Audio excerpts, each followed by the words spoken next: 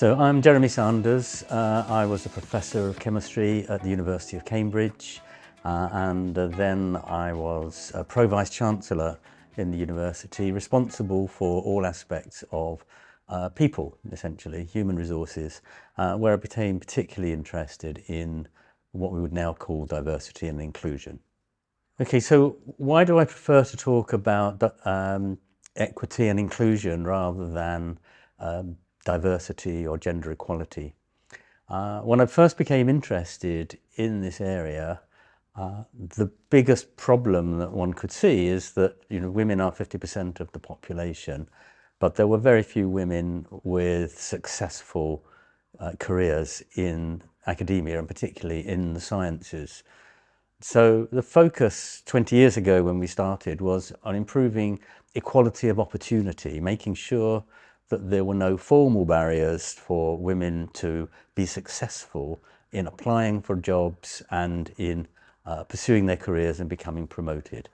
And so that meant making sure that the rules didn't disadvantage people who had taken maternity leave, didn't disadvantage people who needed to work temporarily or more long-term, part-time. So it was all about equality of opportunity. I think what we've come to realize over the last 20 years is that equality of opportunity does not necessarily lead to equality of outcomes. And so now it's much more about thinking how to include people, which means taking account of their cultural and personal circumstances in a way that we weren't thinking of 20 years ago. We talked a lot about diversity, which is all about recognizing that people are different, but actually I prefer the word inclusion because diversity emphasizes difference. And I think what we need to do as a society, what we need to do as institutions, is to be inclusive in the sense of recognizing that people have different routes through their careers, they have different attitudes, they have different understanding of language.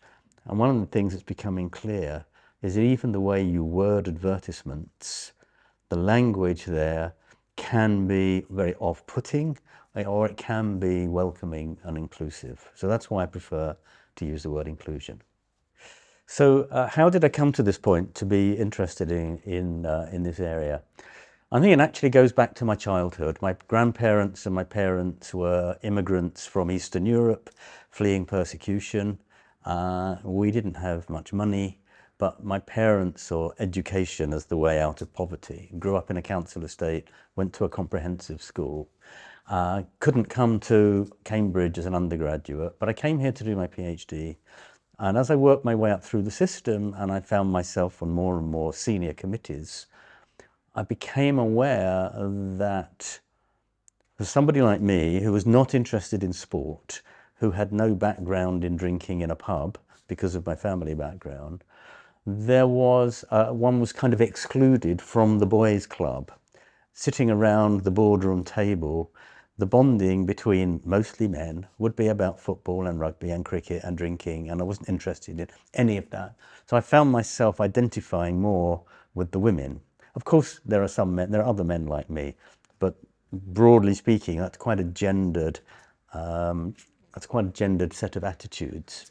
One of the things I became aware of in talking to senior women in the university was that they felt that senior men would be making decisions, important decisions about the future of the university or the future of individuals in informal groups. They would be bonding after work, for example, in the pub. That's a slight oversimplification, but there's a sense that you can make decisions informally that then get ratified by a formal committee, and that excludes people who are not in the club. That felt to me very wrong. And I had a sense of justice and injustice from my family upbringing as well. So that got me very interested in the whole question of how we bring more women into decision-making and making things easier for women, or indeed for men like me, to succeed without being part of these informal networks that might make us uncomfortable, or where we might even be unwelcome. So when I first became interested in this, there was a group of senior women who were agitating, and I use that word advisedly. They were agitating for better opportunities, for more equality, and they were largely ignored, I think, by the university for some time. And in part, it's because quite a few of them were frustrated that they weren't successful professors. They didn't have big research careers, and there may be a variety of reasons for that. But in the end, it became clear they did not have much agency. They did not have much influence. It became clear to me when I was Pro-Vice-Chancellor and we had a male Vice-Chancellor, that it was actually easier for men to influence this agenda, men who are in positions of authority, in positions of influence, and who cannot be dismissed as having some private grudge or some private resentment. It became clear to me then that actually in some ways, and it's very regrettable, in a male-dominated institution, and I don't only mean the men sitting around the table, but an institution which has grown up over, in the case of Cambridge, hundreds of years, as a male institution with a male way of thinking, a male culture, male language, it's actually much easier for men to influence the agenda and achieve change than it is for women. I'm not saying that's a happy situation, but that is my assessment, and that's why being a male ally is so powerful. It is, of course, uncomfortable to be seen to be a man in charge of an agenda that is trying to empower women. That's an uncomfortable position, but it's actually also quite a powerful position. So why did I agree to become chair of the Royal Society's Diversity Committee, as it was then called? My first response when I got a phone call asking me if I would do that is, why would you want an old white man to chair the Royal Society's Diversity Committee? The two previous chairs had been very distinguished women, very powerful women, and so it was potentially a privilege to follow them, but why would you want me? The answer that I got from the person who approached me was, the council will listen to you, you have authority. And so in the end, I thought, yes, I would do that. What motivated me? Well, I did actually know the Equality and Diversity staff at the Royal Society. I'd already worked with them on another project. I liked them as individuals. The Royal Society is the UK's premier learned society in STEM.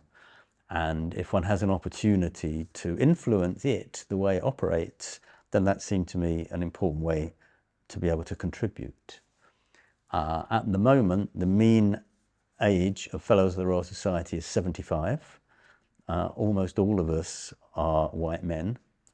And so I've been, in the last year or so, since I've been in this role, I've been very keen. And I think we have, as a group, been successful in changing some of the rules around how Fellows of the Royal Society are elected. If you look at this year's, the 2023 elections, they are much more diverse than historically. And that's been achieved by changing some rules and above all by changing some attitudes as to what does excellence look like? How do we define excellence? And can we be more broad-minded about it? That's one of the things that the Diversity and Inclusion Committee does, is to essentially pressure the Royal Society to change the way it behaves over its fellowships, to change the way that it behaves in the way that it gives out grants. But the other thing that we do is a lot of outreach. We do a lot of work around ethnic minority children and trying to bring them into STEM, into science and technology and medicine. And we're becoming more and more interested in socioeconomic deprivation.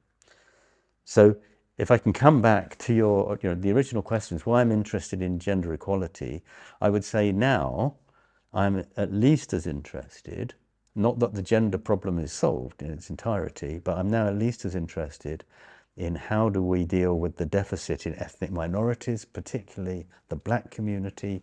It's very underrepresented in STEM. And how do we understand and improve the situation of those who are socioeconomically deprived, who are also very underrepresented in STEM? You know, social mobility has not improved in recent years, and it may have gone backwards. So that's all part of my personal inclusion agenda. So success in this area is mostly incremental. It's mostly small steps. The one achievement that I am actually very pleased with, I'm very proud of, from about 10 years ago, is what we call the Returning Carers Scheme, which enables academics who take 6 months or more leave for family caring responsibilities. When they come back into their career, we provide them with small grants that enable them to, for example, go to a conference, take a child. So the majority of people who take 6 months to a year are taking parental leave, and the majority of those are women. So we can provide them with a grant. So if they want to go to a conference in California, say, a grant so that a carer can go with, so they can take the children with them, and they can attend the conference, and they can also be a parent. And we don't mind whether the carer is a spouse, a family, another family member, or a professional carer. It's a trivial cost, but it enables that individual to get back into the conference circuit, to be visible again in the research world. Or we can do other things. They're just small grants, but they've really given a boost to the people who've taken them. And inevitably, 95% of those were women returning from maternity leave, but some are men returning from paternity leave. Or I remember 1 or 2 cases of men returning from having looked after a partner or a parent or a child who was very ill. And one of the points I would make is that that scheme was open to everybody. I'm not a great fan of schemes that are restricted to just women, because that generates resentment and a backlash from a conservative male establishment. It's better to design a scheme which is open to everybody, even if you know that the vast majority of beneficiaries will be women or will be ethnic minority. How can men help with this inclusion, whether it's gender or other kinds of inclusion? I think partly it helps if you can set an example by the way that you live. So when our children were growing up, my wife had a demanding lab job. We shared the children. I was in the fortunate position I could often go home, look after children after school, and go back to the lab in the evening. So it helps if you can show yourself as an example. I have sometimes given presentations and seen a lot of very unkeen older men in the front row getting annoyed when I'm saying that this is partly about family culture. It's how we bring up our children. It's how our children see mothers and fathers behaving at home and prioritizing their family as much as their work. So partly it's a matter of setting an example, and partly it's a matter of calling out bad behavior. And I do sometimes think it's easier for men who are in positions of authority to call out bad behavior. That's assuming, of course, that they are themselves behaving well, than it is for women who are not yet in a position of authority.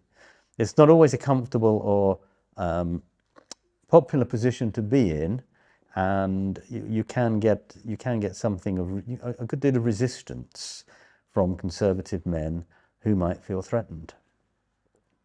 But I just feel myself that it's an important thing to do. It's often said that when men have teenage daughters, they begin to realize the barriers that they will face. I'd like to think you don't have to have a teenage daughter to recognize that there are barriers, and to recognize that it may be easier for men to reduce those barriers and open the doors than it is for women.